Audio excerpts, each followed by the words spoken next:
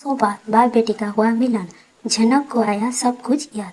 Well दोस्तों, serial झनक के अपकमिंग ट्रैक पे आप देखेंगे झनक को सब कुछ पुरानी बातें याद आ जाएगा। आपको देखने को मिलेगा कैसे झनक अपने आप को कभी झनक रहना तो कभी झनक बोस बताएगी। झनक जब आश्रम में ब्रिजभूषण का नाम सुनती है, उसकी हमशक्ला को देखती है घबरा जाती है, लेकिन ब्रिजभूषण भी रहना सुनकर चौंक जाता है। बाबा ब्रिजभूषण झनक से उर्वशी के बारे में पूछते हैं तो झनक के ये कहने पर कि उर्वशी मेरी माँ थी, बाबा ब्रिजभूषण सख्त हो जाते हैं, लेकिन साथ में खुश भी होते हैं कि झनक उनकी बेटी है। झनक को देखकर बाबा ब्रिजभूषण भावुक हो जाते हैं।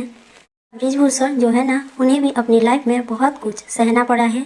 उन्हें उनके अपनों ने ही धोखा दे दिया है, जिसकी वजह से आज वो आश्रम में रहते हैं।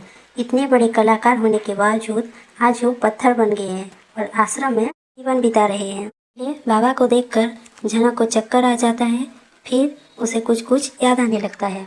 वो खुद को झनक बोस बताती है, लेकिन दोस्तों सवाल ये आता है कि क्या झनक सब कुछ जानने के बाद ब्रिजभूषण को अपने पिता के रूप में स्वीकार करेगी कि उसके दिल में पिता को लेकर बहुत सी बातें हैं, क्योंकि उसे उसके माँ को बहुत ही बेइज्जती का सामना करना पड़ा था। झनक आज तक उस बात को नहीं भूली है।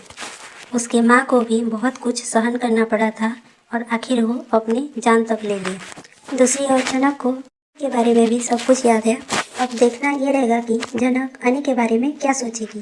क्या वो वापस अनी के पास जाएगी या फिर कुछ और ही फैसला लेगी।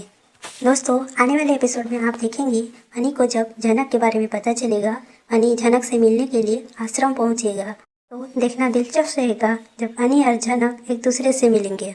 झनक अनी से मिलने के बाद अपने खुद के असली पिता से मिलने के बाद आखिर वो क्या फैसला लेगी।